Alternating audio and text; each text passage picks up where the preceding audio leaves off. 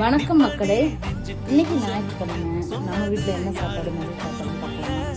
வாங்க பார்க்கலாம்.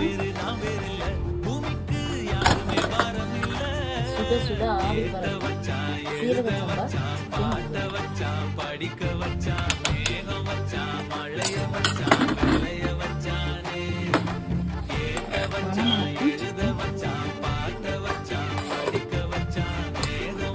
என்ன போல தயிர் சாதம்,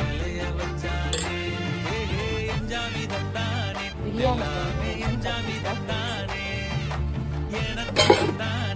தயிர் பச்சடி,